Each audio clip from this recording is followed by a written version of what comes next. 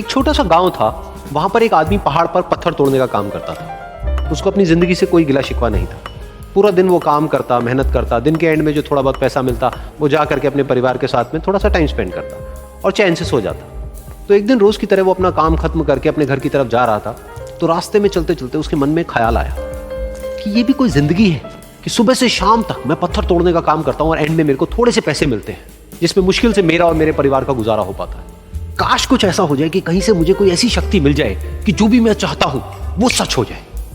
وہ اپنے گھر پر گیا، اس نے کھانا کھایا، لیکن اس کا دھیان کھانے کی طرف نہیں تھا، اس کے دماغ میں یہی خیال چل رہا تھا۔ اس کے بعد میں وہ یہی سوچتے سوچتے سو گیا۔ پھر نیند آنے کے کچھ دیر بعد اس کو ایک سپنا آیا۔ سپنے میں اس نے دیکھا کہ روز کی طرح وہ اپنا کام ختم کر کے اپنے گھر لوٹ رہا تھا۔ راستے میں اس نے ایک بہت ہی بڑا گھر دیکھا اور اس کے من میں آیا کہ کاش یہ گھر میرا ہوتا اور میں اس کا مالک ہوتا، اور اس کے یہ سوچتے ہی وہ اس گھر کا مالک بن گیا۔ اس کو یقین ہی نہیں ہو رہا تھا کہ جو اس نے سوچا وہ بن چکا ہے، لیکن اس کی خوشی زیادہ دیر نہیں ٹک پائی، کیونکہ اس کو ایک دم سے ایک شور سنائی دیا۔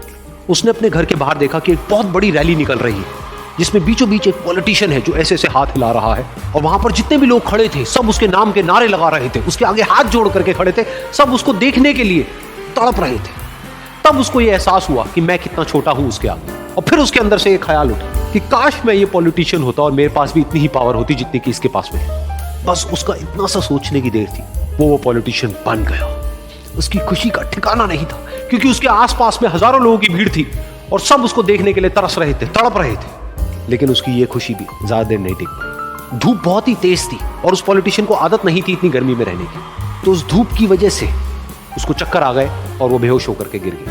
پھر اس کو احساس ہوا کہ یہ پولیٹیشین سب سے طاقتور نہیں ہے، یہ جو سورج ہے یہ سب سے طاقتور ہے، اور اس کے من میں آیا کہ کاش میں یہ سورج بن جاؤں تو میرے آگے کوئی نہیں ٹک پائے گا، اور اس کا اتنا سا سوچنے کی دیر تھی اور وہ سورج بن گیا، اور وہ خوشی سے پاگل ہو گیا، کیونکہ پوری دنیا کو وہی روشن کر رہا تھا اور پوری دنیا میں ایسا کوئی نہیں تھا جو کہ اس کی روشنی کو روک سکے۔ لیکن اس کی یہ خوشی بھی زیادہ دیر تک نہیں پائی، کیونکہ کچھ ہی دیر بعد آسمان میں کچھ کالے بادل آئے جنہوں نے کہ اس سورج کی روشنی کو روک دیا۔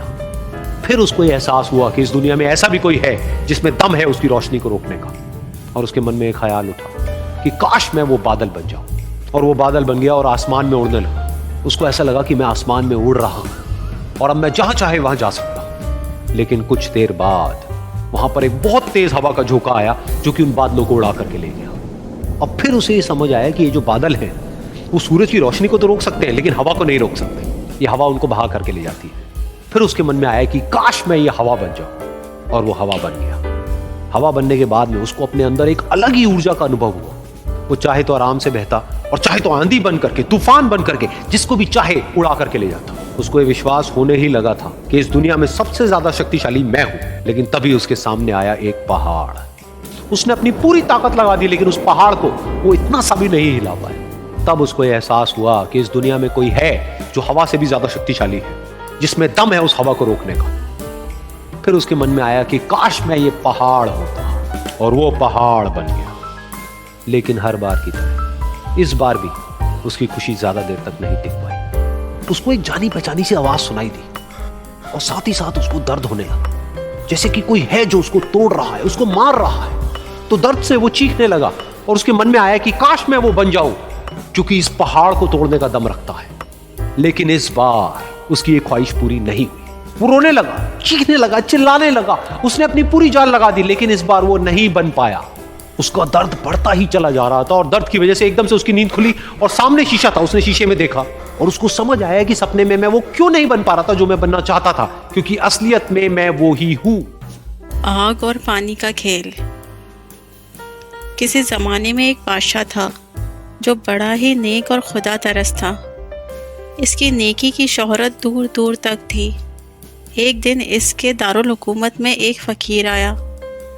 اس نے بادشاہ کی نیک مزاجی اور خدا ترسی کا حال سنا تو حیرت میں پڑ گیا۔ اس کی سمجھ میں یہ بات آتی ہی نہیں تھی کہ حکومت کا نظام اور خدا ترسی ایک جگہ کیسے جمع ہو سکتے ہیں۔ حکومت تو دنیا داری کا بڑا مشغلہ ہے۔ یہی دیکھنے کے لیے وہ دور دراز سے پیدل سفر کر کر آیا تھا۔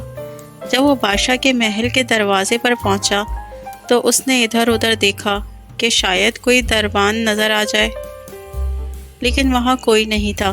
وہ اندر گیا۔ بادشاہ نے اس اجنبی شخص کو دیکھا تو نہایت اخلاق سے پیش آیا، پاس بٹھایا اور پوچھا، کہیں شاہ جی کس طرح آنا ہوا؟ میں نے سنا تھا کہ آپ کی حکومت میں آگ اور پانی اکٹھے ہو گئے ہیں، بس یہی دیکھنے کے لیے چلا آیا تھا۔ بادشاہ فقیر کا مطلب سمجھ گیا اور مسکراتا ہوا بولا، تو دیکھ لیا؟ ہاں دیکھ لیا، فقیر نے بیزاری سے جواب دیا اور جانے کے لیے اٹھنے لگا۔ ٹھہریے شاہ جی، بادشاہ تیزی سے بولا، ابھی آپ نے نہیں دیکھا ہے، ٹھہرے میں دکھاتا ہوں۔ یہ کہہ کر بادشاہ نے سارے شہر میں اعلان کرایا کہ آج بازار خوب سجایا جائے، ہمارا ایک مہمان آج بازار کی سیر کرنے نکلے گا۔ بادشاہ کے حکم کی دیر تھی کہ بس آنن فانن بازار سج کر دلہن بن گیا۔ اب بادشاہ نے فقیر کے ہاتھ میں پانی سے بھرا ایک پیالہ پکڑا دیا اور جلاد سے کہا، جاؤ انہیں پورے شہر کی سیر کرا دو، اور جہاں کہیں پیالے سے ایک قطرہ بھی پانی زمین پر ٹپکے انہیں فوراً وہیں قتل کر دینا۔ جب فقیر کو پورے شہر کی سیر کرانے کے بعد بادشاہ کے سامنے پیش کیا گیا تو وہ پسینے میں ڈوبا ہوا تھا۔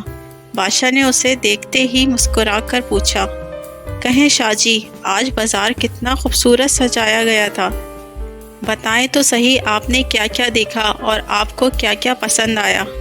فقیر نے فوراً کہا، ارے ظالم، تو نے مجھے اس لائق رکھا ہی کب تھا جو میں شہر دیکھتا؟ میں تو بس اتنا ہی جانتا ہوں کہ سر پر ننگی تلوار تھی اور آنکھیں پیالے کے پانی پر جمی تھیں۔ بادشاہ کہہ لگا کر ہنسا اور کہنے لگا، کہیں اب بھی سمجھ آیا یا نہیں؟ یہ ہے آگ اور پانی کا کھیل۔ فقیر کے ہونٹوں پر تو جیسے تالا پڑ گیا، وہ آنکھیں پھاڑ کر بادشاہ کو دیکھنے لگا۔ بادشاہ نے پھر کہا، ہاں یہی راز ہے حکومت کے انتظام اور خدا پرستی کے یکجا ہونے کا۔ اگر خدا کا خوف دل میں ہوا اور اپنی ذمہ داری پر نظر جمی ہوئی ہو تو پھر دنیا کی کوئی دلچسپی تمہیں دین سے غافل نہیں کر سکتی۔ دین ذمہ داریوں کے پورا کرنے کا نام ہے، ان سے بھاگنے اور غاروں اور بیابانوں میں پناہ لینے کا نہیں۔ پیارے بچوں، امید ہے فرحان کے گھر کے قریب ایک پارک تھا جہاں شام کو کھیلنے کے لیے بچے اکٹھے ہوتے تھے۔ وہیں اس نے ایک آدمی کو دیکھا جو لوگوں کو ان کی قسمت کا حال بتا رہا تھا۔ بہت سے لوگ اس سے اپنے مستقبل کے بارے میں پوچھ رہے تھے۔ فرحان نے پوچھا، بڑے صاحب، میرے مستقبل میں کیا ہے؟ اس ادھیڑ عمر شخص نے اسے مسکرا کر دیکھا، پھر اپنے طوطے کو زمین پر پڑے رنگ برنگے لفافوں کی طرف متوجہ کیا۔ طوطے نے ان لفافوں میں سے ایک لفافہ اپنے چونچ سے اٹھا کر اپنے مالک کو پکڑا دیا۔ اس شخص نے لفافہ کھولا اور فرحان سے کہا، لڑکے، تمہارے آنے والے دن اچھے معلوم نہیں ہوتے۔ فرحان اس کی بات سن کر پریشان نہیں ہوا، ہاں حیران ضرور ہوا تھا، کیونکہ اسے یقین تھا کہ اللہ کے حکم سے آنے والے دن اس کے لیے اچھی خبر لائیں گے۔ اس کے امتحانات کا نتیجہ آنے والا تھا اور اس نے امتحانات بھی بہت اچھے دیے تھے اور اسے پوری امید تھی کہ اس کے نمبر بھی اچھے آئیں گے۔ فرحان نے اس شخص کو اس کی فیس دی اور وہاں سے چلا گیا۔ اس نے گھر میں ساری بات بتائی۔ اس کی امی نے کہا، یہ سب دھوکہ ہوتا ہے اور لوگ ان پر بھروسہ کر کے اپنے پیسے ضائع کر رہے ہیں۔ بس ہمیں اپنے آپ پر اور اللہ پر بھروسہ رکھنا چاہیے، کیونکہ صرف اللہ ہی جانتا ہے کہ آگے کیا ہونے والا ہے۔ فرحان کا جو اندازہ تھا اس کے نمبر اس سے بھی بڑھ کر آئے تھے اور اس نے اپنی جماعت میں دوسری پوزیشن حاصل کی تھی۔ اسے یقین آ گیا تھا کہ طوطے کا پرچی اٹھانا اور اس شخص کا یہ بتانا کہ آگے کیا ہوگا سراسر فراڈ تھا، کیونکہ اللہ کے سوا کسی کو معلوم نہیں کہ آگے کیا ہونے والا ہے۔ پیارے بچوں، امید ہے آج کی کہانی آپ سب کو بے حد پسند آئی ہوگی۔ اگر آپ چاہتے ہیں کہ ہم اپنی کہانی کے کیریکٹرز کا نام آپ کے نام پہ رکھیں تو زیادہ سے زیادہ کمنٹ سیکشن میں اپنا نام ٹائپ کر کے شیئر کریں اور ویڈیو کو لائک اور چینل کو سبسکرائب کرنا ہرگز نہ بھولیں۔ تھینکس فار واچنگ، ملتے ہیں اب ایک نئی کہانی کے ساتھ۔